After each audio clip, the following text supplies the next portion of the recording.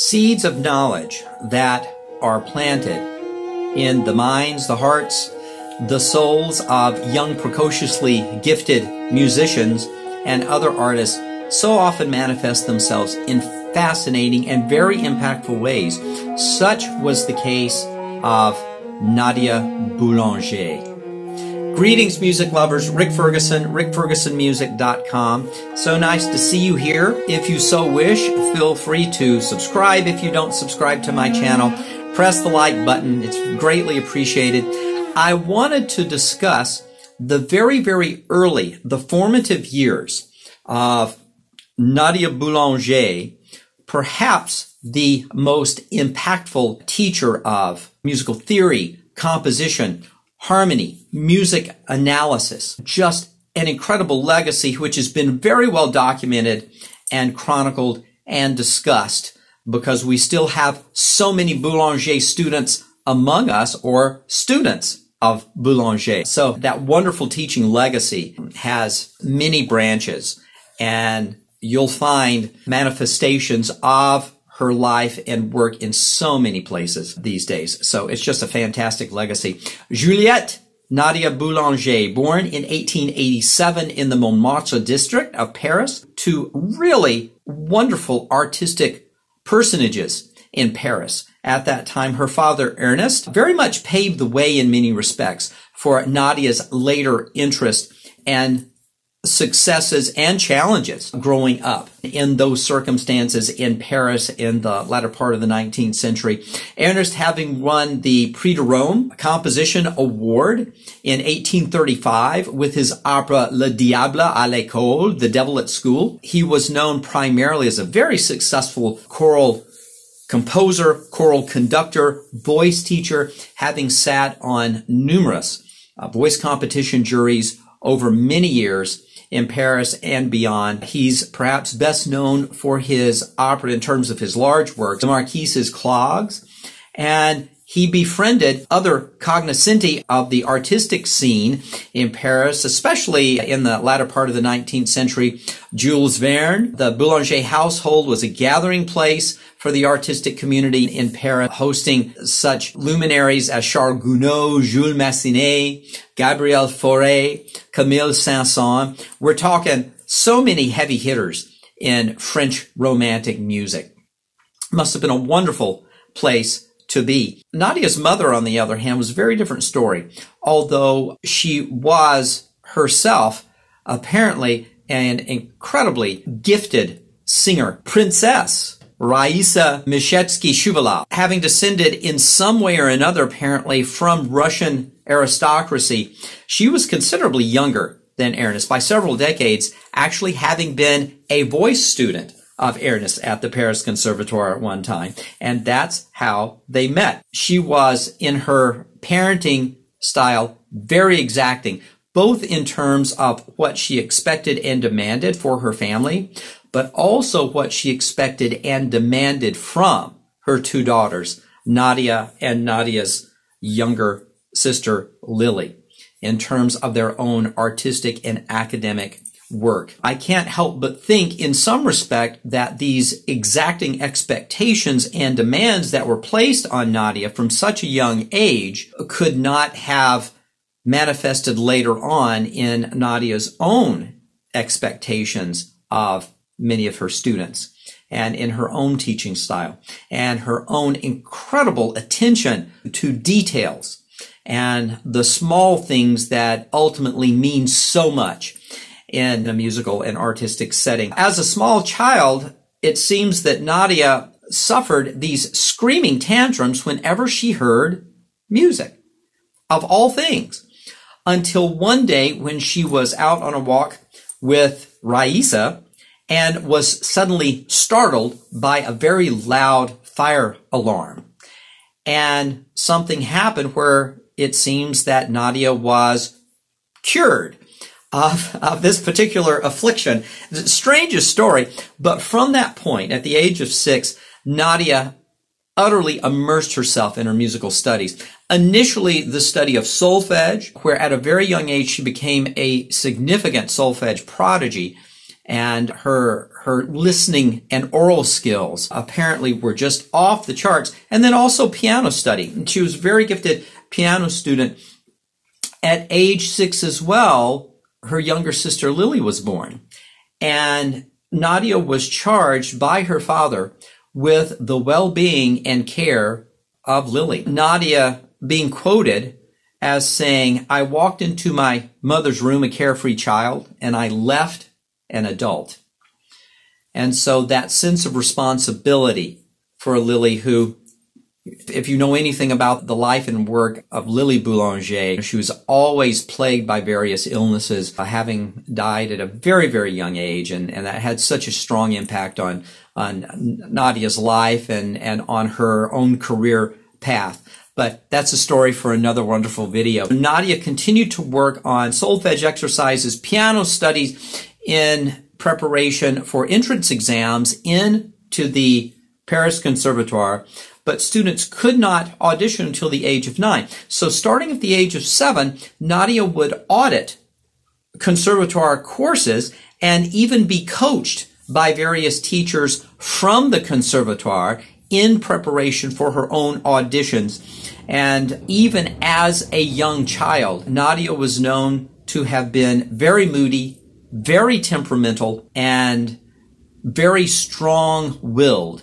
And this personality trait continued in many ways throughout Nadia's life, and also manifested in her own belief in herself, her belief in her abilities as a musician, as a teacher, as a musical personality, but also did cause difficulties and falling outs every now and then. So such a wonderfully rich life story. Nadia entered the Paris Conservatoire at age 9 in 1896. She began studying organ with the wonderful organist and teacher Louis Vierne, and just ate those lessons up, really developed into a significant solfege prodigy, and was known as such an incredible hard worker with an amazing work ethic, because Nadia's advancement in the conservatoire was not just a matter of having talent. It was more her work ethic, which was, of course, overseen by Raisa, even during all of Nadia's conservatoire studies. At 13, Nadia was known to excel in the piano accompaniment class. And let me describe what this piano accompaniment class at the conservatoire entailed. It encompassed sight reading, figured bass accompaniment, improvising an accompaniment above a given melody, transposition work at sight, orchestral score reading from sight. This was some heavy-duty skill building that Nadia was doing at such a young age. And she won at the conservatoire various prizes in some of the most advanced conservatoire courses at such a young period in her life. Absolutely wonderful.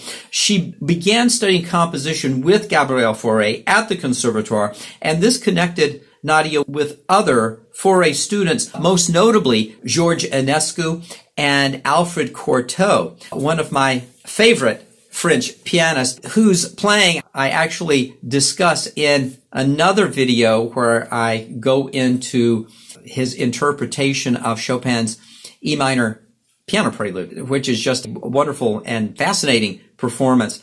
Crazy about Cortot's playing. Nadia often substituted, becoming a protege of Fauré, substituted for Fauré as organist at the Madeleine Church in Paris, and really, I think, gained a lot by her studies.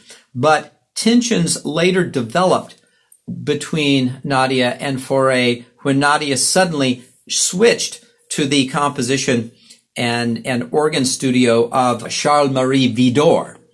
And that falling out lasted for several decades, although Fauré never gave up in his support for Nadia, and actually was very saddened when Nadia much later decided to simply give up composing and focus on other aspects of her musical life.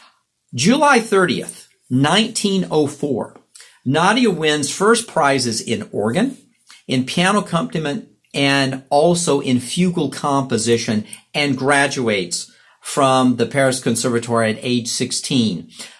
I want to share a quote with you. This is from the previous year, right before Nadia's final year at the Conservatoire. It is taken from an article in the Gil Blas newspaper, July 7th, 1903. I'm going to read this quote because I found it to really encapsulate and beautifully describe the sense of what was going on, who Nadia was, her place as a significant student and budding personage in French musical life at that time. In the great empty paved courtyard of the Conservatoire, the results of the harmony competition were being awaited yesterday. Suddenly, a window opened, and the one who appeared called the name of the first prize winner, Mademoiselle Nadia Boulanger, student of Monsieur Chapuis. That would be Auguste Chapuis, the harmony teacher, the primary harmony teacher at the Conservatoire. So to continue, from a group of women in mournings, wearing black, a black form broke itself away.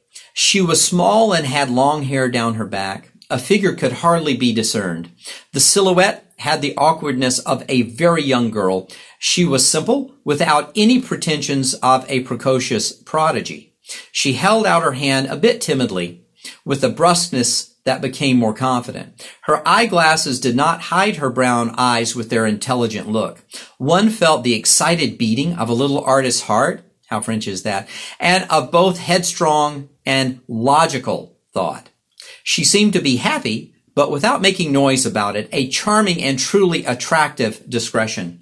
She, at 15, has carried off her first prize unanimously. That strong-willed and being self-assured characteristic that Nadia had really would, I think, allow her to blaze an incredible trail and to ultimately leave behind this amazing legacy of music making, of writing, of teaching. One of my favorite quotes having to do with Madame Nadia, the teacher, was by one of her earlier American students, because, of course, at one point, everybody was flocking to Paris to study with Madame Nadia. And it was Virgil Thompson, American composer, who began studying with Nadia in Paris in 1921. And his quote was something on the order of, every American city has two things, one being a five and dime store and the other being a Boulanger pupil. So that just goes to show how many students she taught from so many different places with such a huge effect. I would like to share a set of three pieces that were arranged by Nadia Boulanger for cello and piano. She initially wrote them for organ in 1914. And I love these pieces. They're short miniatures, but I think they're a great illustration of some of the wonderful composition work that Nadia was doing at this time. And I certainly would encourage you to do a little digging and listen to some of Nadia Boulanger's works, especially cantatas. She has a couple of wonderful works for piano and orchestra that bear listening to, and quite a number of songs that she wrote as well. So here we have three pieces for cello and piano. I am joined by my friend and colleague, cellist Veronica Kolegas. So thank you to Veronica. Thank you to you for being here, watching this video, and I hope you enjoy this music. Take care, press that like button, and we'll see you soon. Bye-bye.